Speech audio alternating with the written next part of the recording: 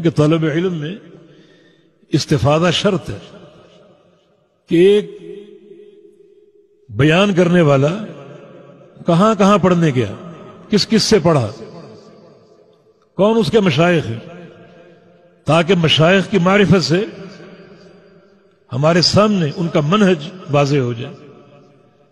تو بڑی اس کی اہمیت ہے. ان ھذا العلم دین فانظروا امن تاخذون دینکم.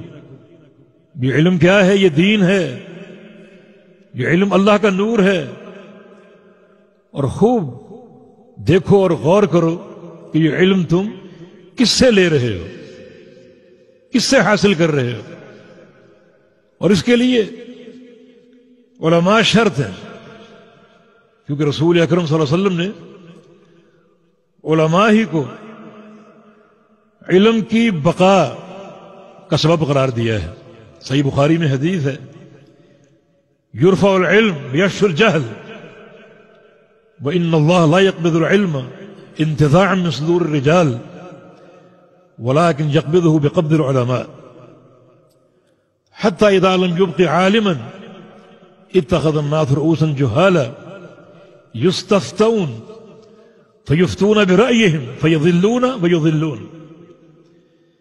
کہ قیامت سے قبل علم اٹھا لیا جائے گا اور جہالت پھیل جائے گی. اللہ تعالی علم کیسے اٹھائے گا؟ فرمایا کہ علماء کے سینوں سے علم نہیں اٹھائے گا، بلکہ علماء ہی کو اٹھا لے گا اور وہ علم اپنے ساتھ لے کے چلے جائیں گے.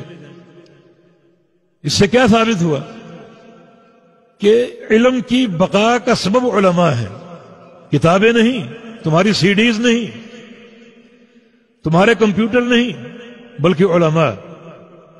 طلب علم کے لیے علماء کے پاس جایا کرو.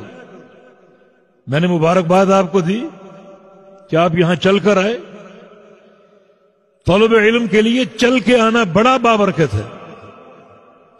رسول اکرم صلی اللہ علیہ وسلم کا فرمان ہے، من سلک طریقا یلتمس فیہ علما سہل اللہ لہ بہ طریقا الی الجنہ. جو شخص ایک راہ پر چلے، کس لیے؟